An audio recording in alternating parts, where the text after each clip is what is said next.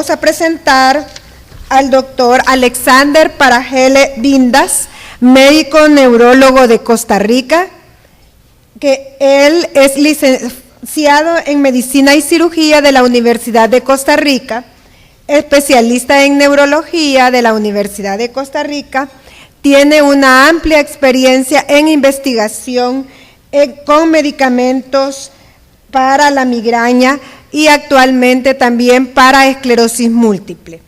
Su experiencia laboral es neurólogo responsable del grupo de las enfermedades desmielinizantes y jefe de medicina. Y trabaja en la institución Hospital San Juan de Dios desde el 93 hasta el presente. Además, es profesor, instructor de pregrado y posgrado de la carrera en la Universidad de Costa Rica. Ha hecho publicaciones de libros y artículos científicos. Y su charla será esclerosis múltiple, diagnóstico diferencial. Entonces, recibamos al doctor Parajeles. Gracias. Muchas gracias. Les agradezco la invitación a participar este año y yo me acuerdo que la vez pasada cuando llegué a mi casa les dije a mis hijas, estuve en la tierra de su abuelito y mi familia comparte muchas raíces con El Salvador y qué alegría estar aquí hoy compartiendo con ustedes. Cuando uno habla de esclerosis múltiple, aquí está, bueno, que las opiniones emitidas son las propias y no, digamos, de una casa farmacéutica, pero igual es parte de los compromisos de interés.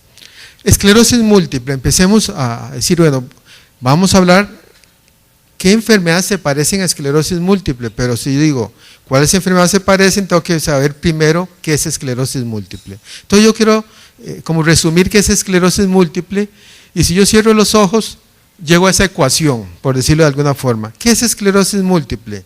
Un padecimiento que hay en el tiempo y en diferentes partes de nuestro cerebro manifestaciones. Hoy tengo una manifestación en mi ojo, hoy entre un año en una pierna, eso es tiempo, tengo diseminación en tiempo. Y ya mencioné los dos lugares, el ojo y la pierna, o sea que no fue los dos simultáneos, sino que fueron en el tiempo. Sin embargo, vean ustedes el denominador, que algo aquí pasó. El denominador es que no haya una mejor explicación, Cuando uno ve el diagnóstico diferencial de esclerosis múltiple, ¿por qué es importante que nosotros lo hagamos? El primer paso por lo que es importante hacerlo es por lo que acabamos de mencionar. Para hacer el diagnóstico de esclerosis múltiple, no solo es que haya manifestaciones en tiempo y espacio, sino que es necesario descartar otra causa que explique los mismos hallazgos.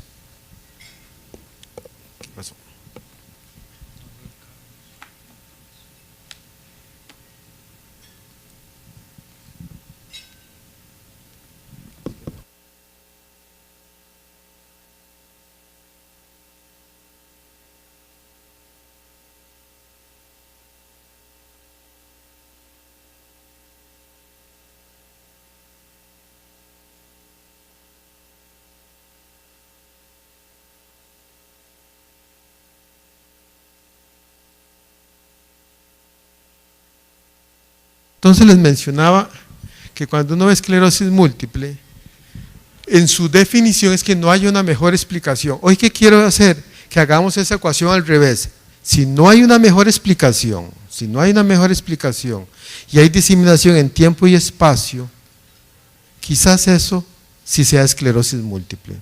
¿Está claro el concepto que les quiero decir aquí? Es que ¿por qué es importante el diagnóstico diferencial? Porque es parte del diagnóstico. Si ustedes ven este dibujito que hice ahí, dice uno, ¿por qué hay tres esquemas?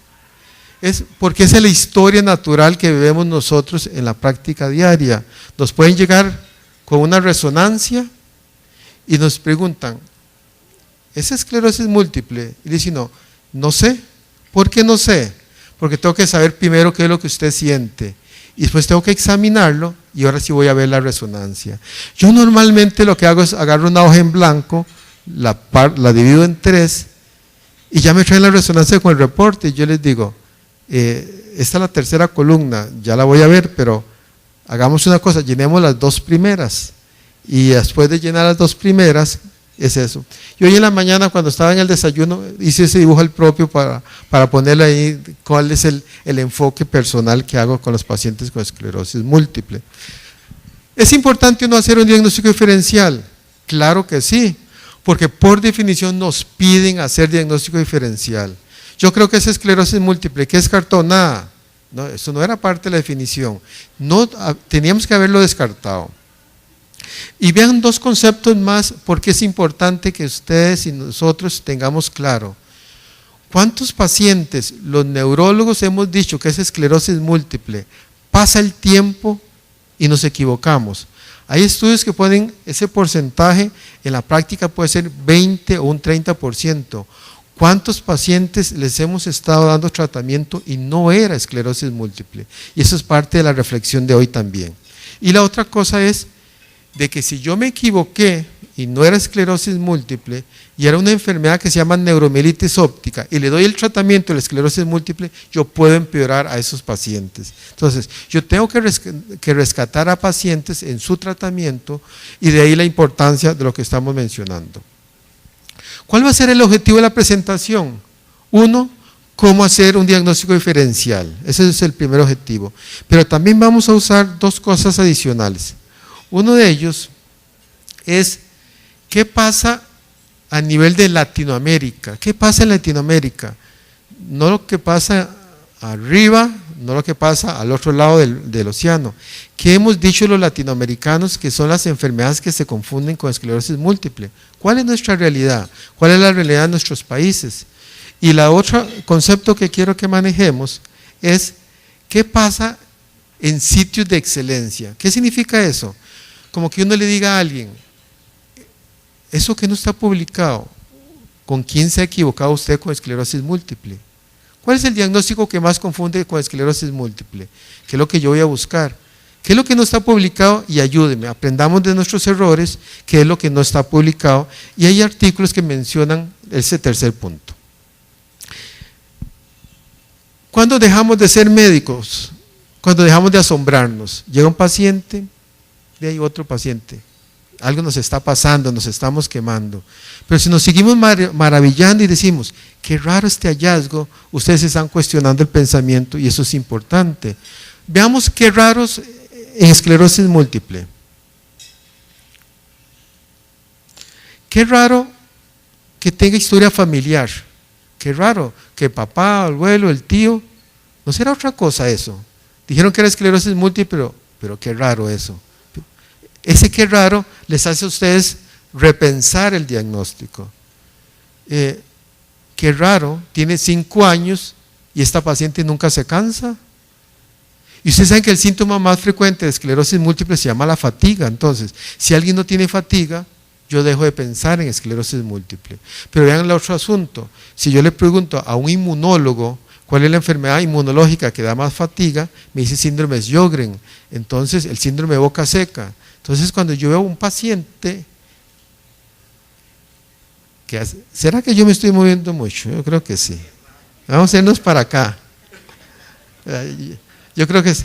Entonces, hay complot. A la 1, a las 2.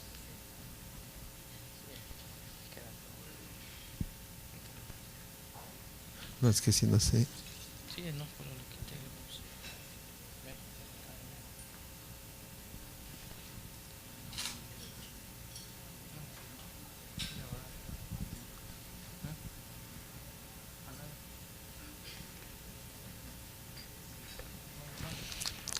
¿Qué otras cosas incluso sabe que pueden hacer? ¿Por qué no la ponen allá a la par de aquella mesa? Sí, vea. No, póngale allá. No, esto nada más. Y así la compro. Bueno, qué raro, ¿qué dijimos? Qué raro la historia familiar positiva, qué raro que no tuvieran fatiga. Y ustedes saben que los síntomas visuales, los síntomas urinarios son igual de frecuentes. Eso es importante. ¿Y por qué la resonancia cerebral normal? Y me dijeron que era esclerosis múltiple. Y si yo tengo una resonancia que no cambia, que no cambia y que no cambia, y no aparecen nuevas lesiones, para nosotros eso es también un qué raro. Y qué raro que no prenda, qué raro que esté apagado. Entonces, si no, ¿qué nos está pasando? ¿Sí? Esto es un complot. Eso es que el doctor usó Huawei. Nada más. Ok. Bueno, entonces, ¿se acuerda que íbamos a mencionar que vamos a hacer diagnóstico diferencial? Entonces, pensemos en lo típico y el atípico. Ahí está una paciente, en el video se ve caminando hacia nosotros, es una morenita de unos 28 años que empezó a los 11 años. Esclerosis múltiple a los 11 años. Y la estoy tratando con monoclonales en este momento. ¿Era o no esclerosis múltiple cuando empezó a los 11 años? La esclerosis múltiple en menores de 18 años es un 10%. Existe, pero tengo que tener cuidado. Y si ustedes leen artículos del otro lado del Atlántico, van a decir que como somos de toda esta región, y si tienen trastorno de la marcha, eso es paresia espástica tropical, que es un problema de HTLV1. ¿Es eso? Y yo no sé. Lo que quiero decir es que yo la estoy tratando como esclerosis múltiple y la persona está respondiendo. Ahorita hablamos un poquito más, pero otra vez, extremos de la vida, tengan cuidado ese paciente. ¿En qué más vamos a tener cuidado? Vamos a tener cuidado en las personas que convulsionan, porque eso es atípico. Todos tenemos pacientes que han convulsionado, tienen esclerosis múltiple. Tarde o temprano alguno ha convulsionado por una serie de motivos, pero tengan duda de ese diagnóstico en estos pacientes. Y hace un rato yo les mencionaba la historia del síndrome de Sjögren como un ejemplo de mucha fatiga. Pensemos en lo típico y el atípico. ¿Cuál fue el gran problema cuando se apagó todo esto en este mundo? Bueno, el gran problema es que lo típico que es que esto no pasara. Pero como es algo visual, es para que ustedes no vean, y la neuritis óptica en esclerosis múltiple es solo un ojo. Como se apagaron los dos ojos, fue algo bilateral y eso es anormal. Algo aquí está pasando anormal y esto no es típico de esclerosis múltiple. Es más, hasta me marcan el tiempo ahí porque, entonces, ¿qué es lo típico entonces? Vamos a hablar que lo típico es un ojo que duele. Un ojo que duele. Doctor, vieras que son los dos ojos y no me dolió cuando no vi. Y usted me dijo que era esclerosis múltiple. Sí, pero es que yo escuché una charla que la neuritis óptica es de esclerosis múltiple. Sí, pero usted no la escuchó toda. Escuchó antes de que se apagara la luz. Antes de que no se apagara era un solo ojo. Y me dolía el ojo. Yo no dije que eran los dos ojos. Doctor, vieras el fondo de ojo. ¿Usted vio algo? No, estaba normal, la paciente me decía que no veía con ese ojo y el ojo estaba normal. Eso es lo típico en estos pacientes que tienen neuritis óptica, que el fondo de ojo esté normal. ¿Por qué? Porque la mayoría son neuritis retrovulvares en esclerosis múltiple. Ok. ¿Por qué puse ese dibujo que está, esa foto de una hoja de la casa? ¿Alguien diría tiene una idea de por qué una neuritis óptica poniendo el color rojo? Porque si alguien me dice a mí, doctor, yo no tenía oftalmoscopio y no le vi el fondo de ojo, pero el paciente me decía que no veía con ojo. Y le digo, no había nada rojo. Yo en mi consultorio tengo una candela roja de Navidad, creen que siempre es Navidad en mi consultorio. ¿Por qué lo tengo? Porque los pacientes desaturan el color, desaturan. Entonces, con el ojo normal, ¿qué es lo que va a pasar con el ojo normal? Lo van a ver bien rojo, y con el ojo enfermo van a ver un color rosado. ¿Ven la diferencia? Yo la veo. Si no la ven, todos tienen neuritis óptica. Bueno, de todos modos, está claro ese concepto. Dice, doctor, ¿qué es neuritis óptica? Un problema unilateral. Pero vean otra vez un concepto muy importante en esto. ¿En quiénes?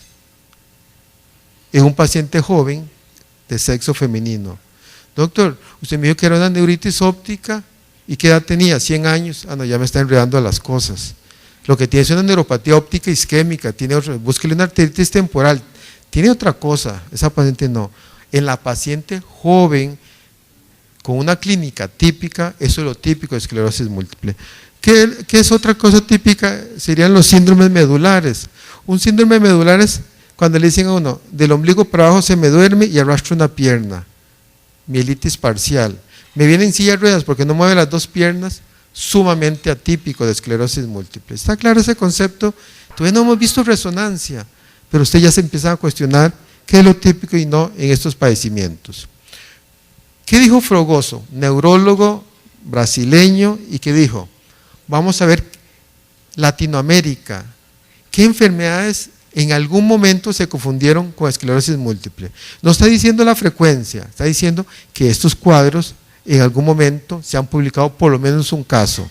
¿Está bien? Entonces vamos a usar la experiencia de él en ese caso. Entonces, dijo, en América Latina los cuadros infecciosos se confunden con esclerosis múltiple. Bueno, entonces vamos a aprender. ¿Cuáles? Sífilis, HIV, ahí está la enfermedad de Lyme, está la neurotuberculosis, neurocisticercosis y HTLV1. O sea, realidad, descartamos infecciones en nuestros pacientes con esclerosis múltiple. Bueno, yo creo que la última, HTLV1, muchos no lo hacemos. Vea que ya es como, voy a empezar a ver si estoy haciéndolas bien. La enfermedad de Lyme, ¿existe o no en Centroamérica? Entonces yo me acuerdo que fui a visitar a los primos de mi esposa que están allá bien al norte y me dijeron, usted puede coger manzanas, pero si se va a 100 metros, se va a venir con la garrapata. Aquí todos los que tienen fiebre tienen enfermedad de Lyme. Y yo, Dios mío, me quedo aquí comiendo manzanas o las compro. Entonces, ¿qué pasó ahí? Podemos transportar la enfermedad, ¿verdad? La garrapata con nosotros. Y le dije a los estudiantes la semana pasada, búsquenme si en Costa Rica han publicado enfermedad de Lyme autóctona. Y entonces ya me dijeron, doctor, ve aquí está el artículo donde publicaron que en la garrapata se pegó y hablan de todo el cuadro. Solo un 21 caso, pero lo que quiero decir es, la enfermedad de Lyme existe y hay que buscarla y si no la hemos encontrado habrá que frecuente, probablemente no, pero si existe la garrapata, puede existir también la borrelia. ¿Está bien? Pero ¿quién nos va a enseñar más sobre las causas infecciosas? Y vean la parte que sigue. ¿Quién va a enseñar más de dengue, chikungunya y el Zika? Nosotros. ¿Quién nos va a hablar del diagnóstico diferencial? Nosotros. ¿Está claro este concepto? Nuestra realidad latinoamericana, hay que pensar en infecciones. Y vean tuberculosis. En mi hospital, ¿a quiénes nos están buscando la mayor cantidad de tuberculosis latente? ¿A quiénes? Al personal de salud. Y entonces, a mí me llama el director del hospital, me dice, ¿usted no quiere ascender a la jefatura de medicina? Le digo yo, ¿sí o no? Le digo, ¿qué va a decir? Le voy a agarrar un poquito de poder, por lo menos un par de meses, porque como me querían quitar el consultorio, entonces era muy fácil, agarró el poder y después lo llamo, le digo, ¿quiere permisos? Y no sé, y ese consultorio ya me lo dejaron, en 2 meses vuelvo otra vez de raso y no me van a quitar el consultorio. El poder a veces funciona así, eso es como lo usé. Entonces resulta que me llega una carta, usted tiene que velar porque todo se les descarte tuberculosis latente en su hospital. Y empezamos a mandarlo. Entonces vean ustedes la importancia de ver todos estos aspectos en estos pacientes. Neurocisticercosis, voy a poner un ejemplo de neurocisticercosis. ¿Se parece a esclerosis múltiple? Todos dirían que no. ¿Cuántas veces veo yo cisticercosis en mi país? Como una vez cada 2 años y ya se me está olvidando. No estamos viendo, esa es mi realidad, pero no es la realidad de toda Latinoamérica, pero estamos hablando que cada país tiene que hablar de su realidad también porque es parte de su diagnóstico diferencial. Pero vean lo que pasa, bandas oliclonales positivas, ¿en quién? En neurocisticercosis, no empataba, no desempataba. Si tengo bandas, decía yo que era esclerosis, ¿qué estoy diciendo ahora? Neurocisticercosis, el parásito dice, yo también tengo bandas, ¿y qué? No me diferencio por esto. ¿Y qué pasa con la resonancia? La resonancia dice que el gadolinium positivo, en unas fases del cisticerco, da positivo. Doctor, le hice una resonancia y salió positiva, ¿eso es cisticerco? Sí, pero también esclerosis, entonces ¿a quién estoy creyéndole? Brote y remisión. Pero también cisticercosis se puede infectar y no infectar. Entonces, ¿a quién le creo yo? ¿A quién le estoy creyendo? Entonces resulta que si yo convulsiono, ahora sí, eso es más de cisticerco. Y llegó alguien y dice, usted le mandó la resonancia, pero yo le mandé ¿qué? Un TAC, y el TAC estaba lleno de calcificaciones. O sea, por mandarle a usted lo más caro, se confundió. Mejor le hubiera mandado un TAC, ahí están las calcificaciones, los quistes, y no hubiera hecho el diagnóstico diferencial. Entonces resulta que un tico se va para Brasil y empieza a tener una sintomatología multifocal. Entonces, ¿qué pasó? Si ustedes logran ahí observar un montón de lesiones, yo creo que de los que yo veo más con lesiones ahí, con anillo, todos estos son anillos, y veo el otro por acá, cisticercosis o esclerosis múltiple. Tico en Brasil. ¿Qué piensan de un tico en Brasil? La selección en aquel tiempo, pues eso fue un sueño, pero los sueños se acaban. Entonces, este paciente tenía esclerosis múltiple, pero su primer diagnóstico fue cisticercosis. ¿Está claro lo que estamos hablando? Sigamos con Fregoso, dijo tuberculosis, mejor mandémosle ¿qué? Los estudios de tuberculosis, SIDA. Voy a hablar de SIDA. Doctor, hay el virus JC en SIDA y que dice esclerosis múltiple. Y yo también quiero tener una enfermedad por un virus inmunocomprometido. Ahora es que le produzco criptococosis. Estoy hablando por medicamentos para esclerosis, ¿verdad? Entonces, ¿qué dice HIV? Yo me parezco. Entonces, ¿qué está diciendo aquí el HIV? Somos iguales en complicaciones infecciosas por oportunistas. Pero para desenredar todo eso, dice uno, mejor le mando el HIV. Si salió HIV usted así, y si no lo tiene es esclerosis múltiple en enfermedades oportunistas. ¿Está claro el concepto también? Se puede parecer y se puede parecer en complicaciones. Entonces mejor empezar a ver ahí. Déficit de B12, frecuente en esclerosis, los tratamos pero no mejoran, ¿verdad? Entonces dice uno, era esclerosis múltiple más B12 baja o todo era déficit B12, la evolución lo va a contestar. Lo que quiero es que tengan cuidado. Pero yo le quiero hablar de otro déficit nutricional, porque cuando lo busqué me llamó la atención. ¿Qué otro déficit nutricional se parece y confunde con esclerosis múltiple? El déficit de cobre, ¿Por qué Costa Rica? Y lo menciono porque cuando preparé esto, yo voy a hablar de lo que yo he visto. Resulta que ese paciente que está ahí, es joven, estaba saliendo del colegio y empieza a babear. O sea, y siempre le llega a uno con el paño de babas, porque son tantas, y yo ya sé que me llega con babas a mí. ¿Qué tiene en Costa Rica un joven con babas y que está todo disártrico? Si somos el número 1 supuestamente en el mundo con esta enfermedad y que tiene una mano distónica. Entonces, en Costa Rica todo paciente que empiece a babear y que empiece con temblor a esa edad es enfermedad Wilson y se acabó, enfermedad Wilson. Todos nosotros vemos mucho Wilson y eso con el doctor Cornejo una vez tuvimos la oportunidad de verlo, creo que fue en Panamá, de la experiencia de nosotros con enfermedad Wilson. Entonces, ¿qué hace uno? Dice, le llama la atención una enfermedad genética como Wilson y les da penicilamina y si no le va bien, les empieza a dar zinc. ¿Y qué pasa con el zinc? Le tira el cobre abajo. Y si yo soy tan agresivo y le doy tanto zinc, ¿qué pasa? Le produzco el cobre tan abajo que le doy una mielopatía. Lo que quiero decir es que le estoy dando un modelo que a través de un medicamento puedo producir un déficit tan importante que le puedo producir una secuela neurológica. Pero lo que me llamó la atención, vean lo que dicen aquí a la par, que hay alimentos ricos en zinc. Y yo eso no lo sabía. Entonces, doctor, ¿será que el paciente está comiendo solo cangrejos? ¿Solo yema de huevos? Yo le canto a mi esposa, yo ya no quiero más huevos, así, porque todos los días me da huevo. Entonces le digo, usted me va a producir a mí un déficit de cobre. Y digo, sí, de cobre, yo no sé qué me va a hacer. Entonces, yo no quiero más huevos. Entonces, pero vean otra vez, chocolate negro, hay semillas de calabaza, pero vea qué tragedia también, ya no lo vi.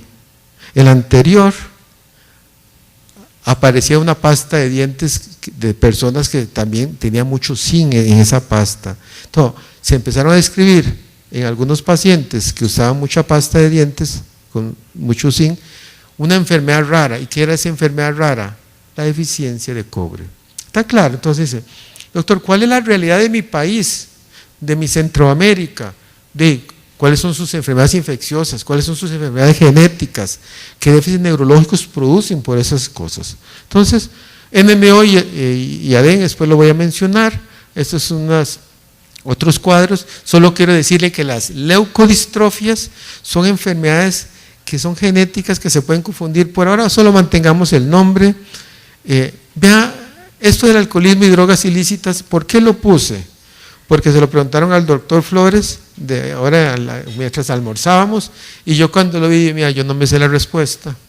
Entonces, como no me sabía la respuesta, andaba a la compu y la busqué, era muy fácil, ¿verdad? Entonces, ¿qué pasa ahí diciendo? Que la cocaína, es cierto, da problemas vasculares, da el síndrome neurológico reversible de atrás, la encefalopatía posterior reversible, pero mucha coca con frecuencia está contaminada de una sustancia que produce enfermedades de sustancia blanca. ¿Y qué pasa? Vuelve a consumir esa misma coca contaminada, vuelve otra vez a desmilinizarse. Entonces, ¿qué dice uno? Tengo esclerosis múltiple. ¿Qué es esclerosis múltiple? Es una persona con adicción que no la quita y que se expone al mismo contaminante y se parece tanto a la esclerosis múltiple, y era pura coca. Y nosotros tenemos en Costa Rica, igual me imagino en toda nuestra realidad, hay mucha coca, y Costa Rica no sabe que ya hay narcotráfico, de narcoeconomía, y de la realidad que vamos a hacer nosotros. Tenemos que saber esta realidad y buscar enfermedades de sustancia blanca por drogas ilícitas y sus contaminantes, para que vean que fue interesante. Y el doctor que hizo la pregunta, le agradezco porque aprendí mucho, porque yo no tenía la idea de lo que estaba pensando. Olvidémonos de la realidad latinoamericana y ahora vayamos a centros, en un artículo que se llama ¿cuál fue el diagnóstico diferencial con que se equivocaron y los mandaron a una clínica de esclerosis? O sea, digamos, todos se los mandamos ¿a quién? Al doctor Díaz Manzano, no, al doctor Cornejo. Todas las esclerosis se las mandan, entonces el doctor las va a clasificar. Y él dice, miren ustedes, ¿se equivocaron? ¿Con quién? ¿Con migraña? Me mandaron migraña. Y después el doctor Parajeles borró eso. ¿Qué borró? ¿Qué creen que borré? Fibromialgia. Doctor, se parece eso es lo que dicen los centros que les mandaron esclerosis múltiple y era migraña o era fibromialgia. Y después los mandaron y entonces llega el doctor Cornejo y dice, ¿qué es este enredo ahora? Tanta resonancia anormal y no era esclerosis múltiple. Y también, entonces, ¿cuál es el diagnóstico diferencial? De los reportes, doctor, los reportes. Hallazgos compatibles según los criterios de Tintoré y McDonald de tal año. Entonces yo me digo, señora, ¿qué edad tiene usted? 120, y soy de Costa Rica, de allá de Nicoya, que es parte de la bandera azul, porque dice que tenemos uno de los sitios del mundo donde vivimos más, y la señora tiene 120 años y le acaban de diagnosticar una esclerosis múltiple en la bandera azul de Costa Rica. Eso no puede ser, ¿está claro? No puede ser. Pero entonces hay otro diagnóstico que el doctor lo encontró en el 11%. ¿Quién era ese 11%? Cuadros psicógenos y conversivos. Puchica, nosotros estamos tan enfermos en este mundo y tan en la carrera, que yo siempre digo, usted no se preocupe, usted no tiene que decir que está preocupado, su cuerpo lo va a hablar y lo va a transmitir por síntomas. Es que yo no tengo problemas. Lo último que me dijo que no tenía problemas se suicidó al día siguiente, porque me imagino que vivía por adelantado. Todos tenemos problemas. Y un psiquiatra me dijo a mí, cuando un paciente internado le diga que ya no tiene problemas, se va a suicidar. Y en Costa Rica otra enfermedad neurológica que vemos mucho como trastorno del movimiento es la coreoacantocitosis. A mí me llega una corea, así moviendo los brazos, lo primero que yo le pido es CPK. ¿Por qué? Porque en Costa Rica hay coreoacantocitosis. ¿Y qué hacen los pacientes con coreoacantocitosis? Se matan, se mueren, se suicidan. Entonces, esa paciente llegó, me acuerdo que tenía un movimiento de la boca muy característico porque me hacía así. Y yo recién casado, y yo, ¿qué es esto? Y yo decía, mi esposa, yo le decía a Dina, y yo soñaba ahí que me estaban llamando. Yo recién casado y escuchaba, pasé de hospital y encuentro otra vez Digo yo, la paciente me sigue. ¿Qué me sigue? Era que nosotros no sabíamos qué tenía. En el segundo hospital hicieron el diagnóstico de coracantocitosis. Después yo voy al psiquiátrico a hacer la rotación y escucho me sigue. Era algo en aquel tiempo. Y con gran dolor, me acuerdo que me dijo un viernes, mi hijo está con mi mamá, yo tengo todo resuelto. Y se mató. Volvamos otra vez a esto, la realidad de la enfermedad mental es otra realidad centroamericana. Es más, yo tenía un paciente que no caminaba, yo hasta le estaba haciendo el diagnóstico de esclerosis, pero yo le decía, no tiene nada de esclerosis. Y después yo me acuerdo que usé el ejemplo de la distracción, le levanté una pierna, la dejó, después la dejó caer, le digo, él se está haciendo. ¿Y cuál era la realidad? Que el papá dijo, le mato a su mamá si dicen que yo estoy en el narco. ¿Y qué hizo el hijo? Hizo síntomas físicos, fluctuaban, le daban brotes, no movía las piernas y me buscaban a mí y me obligaban. Él tiene que tener esclerosis y yo le hacía los estudios. No tiene esclerosis múltiple. Hasta que llegó una trabajadora social y se dio cuenta de esta tragedia que también es la epidemiología de nuestros países. ¿Está claro lo que quiero decir acá? Doctor, ¿cuál es el diagnóstico de esclerosis múltiple en Centroamérica? Y yo le digo, pueden ser cuadros psicógenos, yo no creo porque debe ser neuromielitis óptica. Le digo, ¿en qué país vive usted? O sea, hay otra realidad nacional. Bueno, vean por qué migraña se confunde con esclerosis. Recuerda que el doctor Cornejo les dijo, se están equivocando con migraña todos nosotros, ¿no? Todos nosotros. ¿Por qué? Porque migraña con aura, voy a ponerlo aquí, hasta el 30% tiene lesiones en sustancia blanca. Entonces, ¿qué le digo yo a mis pacientes? Doctor, tengo migraña y ahora tengo esclerosis múltiple. Le digo yo, vieras una cosa, yo tengo una peca en mi cara y eso no todos lo tienen, pero es normal. ¿Qué es eso, doctor? Una peca. Ajá. ¿Y qué me quiere decir? No entiendo. ¿Que es vomitar normal? No, pero si está embarazada, sí es normal. Bueno, si usted tiene migraña, lo normal en un 30% es que tenga esas lesioncitas que están en su cerebro. Eso es normal y su cerebro está sano. Doctor, no entiendo. Bueno, entonces uno tiene que ir en ese proceso gradualmente. Bueno, ¿por qué migraña se confunde tanto? Vea la edad, mujeres en un 15% con migraña. ¿A qué edad empieza la migraña? Es la misma epidemiología de esclerosis múltiple. Más frecuente en mujeres, en la edad fértil, de cómo no voy a confundir. Y después un poquito de adormecimiento, un poquito de cansancio, tengo esclerosis múltiple. ¿Cómo me ayudo yo? Y después vean otra cosa. Sin aura, lesiones periventriculares. Con aura, hasta en el cerebelo. Y tengo criterios en espacio de esclerosis múltiple. Pero yo no estoy viendo una resonancia, estoy viendo un ser humano con su dolor y su otra enfermedad. ¿Está claro? Vean unas lesiones de migraña. Puntitos en el lóbulo frontal, por ahí están otra vez un puntito, este es un caso de nosotros, otra de ahí migraña. No afecta a las fibras U, yo siempre digo que la migraña no llega a la U, se queda en el colegio. No, fibras U, no le gusta ir al colegio. Y también no le gusta agarrar el contraste, ahí se queda. Usted le pone todo el contraste del mundo, las lesiones son las mismas. Si yo veo a alguien con migraña y tomó el contraste y agarró la fibra U, digo, el confundido soy yo. ¿Está bien? El confundido soy yo. Normal, hasta un 30%. Enfermedad de pequeño vaso es la otra gran realidad. Los hipertensos, los diabéticos, los que tienen colesterol, los que fuman, todos tienen manchitas en el cerebro y todos tienen esclerosis múltiple, hasta que llegaron donde el doctor Cornejo y dijo, eso es enfermedad de pequeño vaso. Yo creo que vamos a ver qué hacemos con todo esto y vamos a distinguirlo. Pero tiene una lesión en el tallo cerebral, doctor Cornejo. Eso es una lesión lacunar del tegmento. ¿Y qué es el tegmento? Eso es un sándwich, doctor. Está la base, el tegmento y la parte posterior. En el tegmento es lo típico de la enfermedad vascular. ¿Y dónde lo agarra la esclerosis múltiple? muy cerca, y se acabó esta tecnología. ¿Vio qué vacilón? ¿O se acabó la batería? Bueno, dejémoslo ahí. Ok.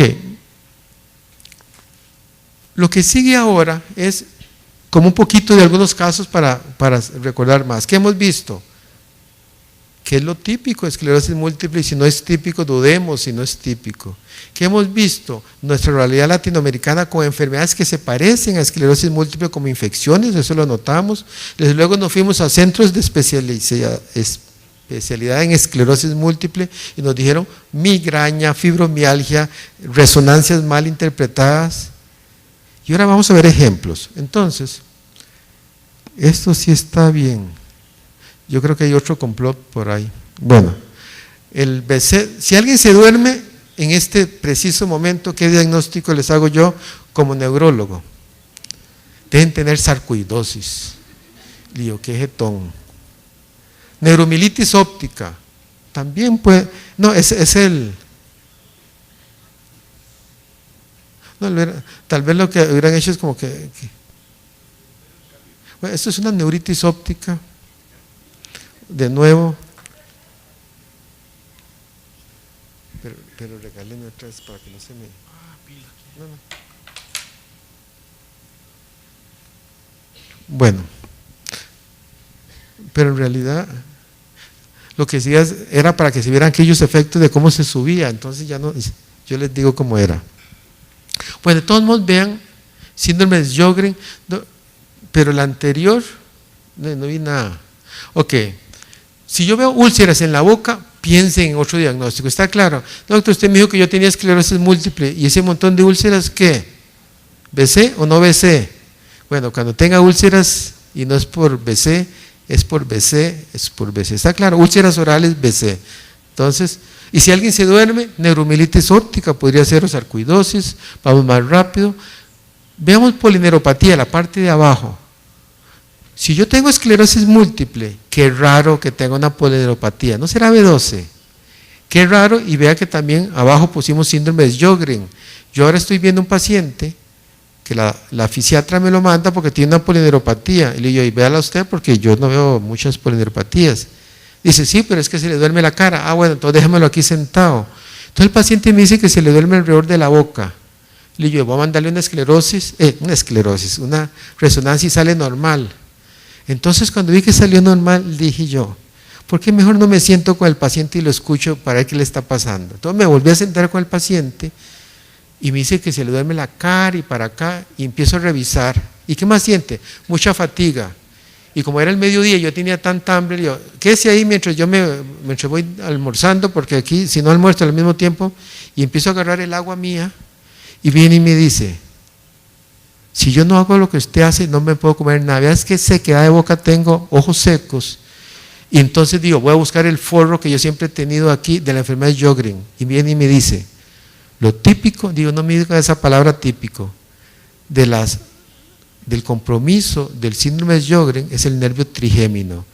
Típicamente se les duerme la cara y todo eso. Y digo, Dios mío, el paciente me está diciendo, tengo una polineuropatía, tengo una ganglionopatía del ganglio de Gasser, tengo boca seca, tengo ojo seco, tengo una resonancia normal y un neurólogo al frente que no sabe lo que tengo. Entonces, ¿qué dije yo? Y hagamos una cosa, vamos a mandarle un anti-RO, un anti-LA, y que un inmunólogo sepa qué es lo que usted tiene, pero en el fondo digo, tiene que tener un Sjögren, y si no es eso, clínicamente al menos. Entonces, desde entonces, ahí hay una galleta de Costa Rica que es la Pozuelo, que esa es tan seca que ha sido la forma de diagnóstico más fácil para mí. Y yo, le voy a dar una galletita seca aquí, no se la tome con nada, y cuando los veo que se están ahogando, los mando a emergencias, pero les hago un diagnóstico de Sjögren rapidísimo. Si ustedes ven esto que voy a poner aquí, doctor, lesiones periventriculares, pero vea que allá hay una cuestión que se pone como rosadita, pero periventricular en forma de un dedo de Dawson. Por lo menos un dedo de Dawson tiene que tener la esclerosis múltiple. Entonces alguien dice, doctor, pero si tiene esclerosis múltiple, pero sin dedos, no se vale. Por lo menos una lesión tiene que ser en una forma como un cigarrito, porque es una perivenulitis. Lo que quiero decir es, tenemos que aprender a ver resonancias, esa es la historia, ver no solo sitio, morfología de lesiones. Esto es en forma rápida, le pusieron un medicamento, se limpió todo, y lo que tenía afectado era todo el cuerpo calloso, y eso era como bolas de nieve, y era la enfermedad de Susak. Lo que quiero decir es, tenemos que ver el cuerpo calloso como neurólogos, a buscar otros diagnósticos, y este es un paciente que también llegó vomitando, llegó donde el gastroenterólogo, 20 gastroscopías normales, hace una cuadriplegia. Lo que pasa es que esta enfermedad nosotros sí la vemos con relativa frecuencia en Costa Rica. Entonces, me vomitan y queda cuadripléjico antes de la resonancia, y lo puedo decir con orgullo si sospechamos que tenía una neuromielitis óptica, que fue lo que resultó ella. Y ahora la tengo con azatioprina y anda caminando, y siempre que me ve dice, doctor, ¿se acuerda cuando yo vomitaba y lo vomitaba? Sí, yo me acuerdo de eso, pero vimos mucho.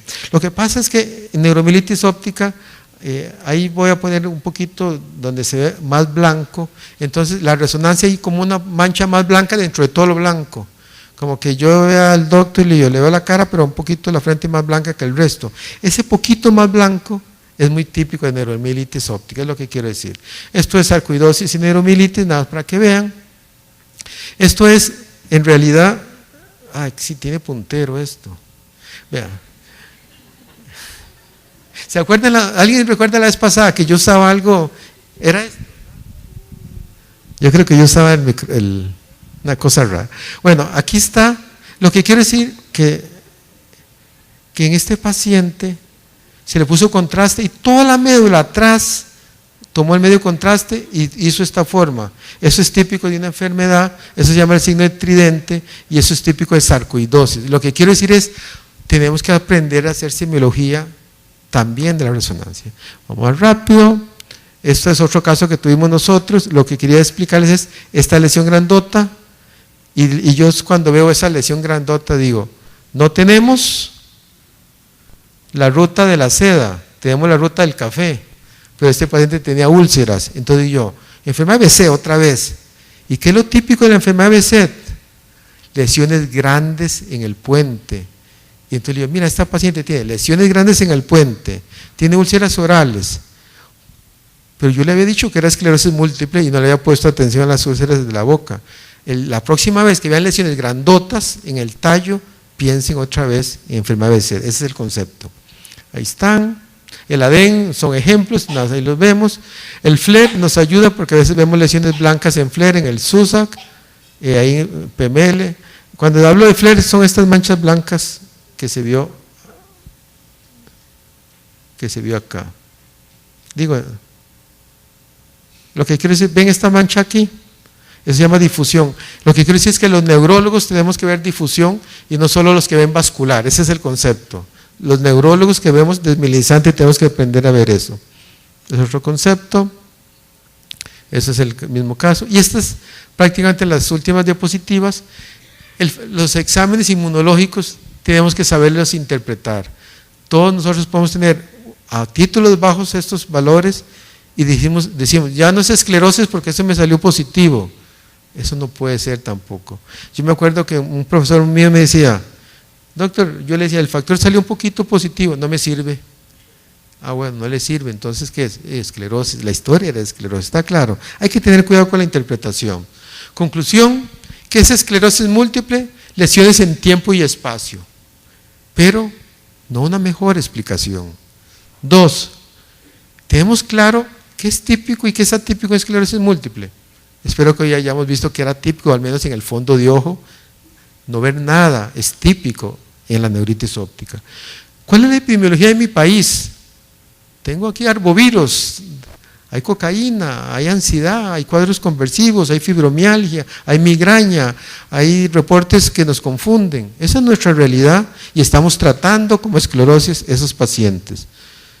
Y vean lo último de ahí, doctor, usted dijo que era esclerosis, y yo le digo, sí, pero ya no. Tenemos la humildad para eso, yo creo que a veces nos falta. ¿Quién hizo ese dibujo? Uno de mis pacientes con esclerosis múltiple, y viene y me dice, doctor, ¿quiere que le diga quién soy yo? Esta que no ve, y esta que se está poniendo todas estas inyecciones que me están doliendo, doctor, esa soy yo. Ok, entonces, esto es, por digamos, hay un grupo centroamericano que se llama FOSEN, de toda Centroamérica y el Caribe, y le damos a los pacientes que se metan a esta página para que se informen en esta página de lo que creemos que es esclerosis múltiple para nuestros pacientes. Entonces, si no, métese a FOSEN y haga preguntas y vea. La doctora Jordana habló de esto y aquí, esta es otra tica.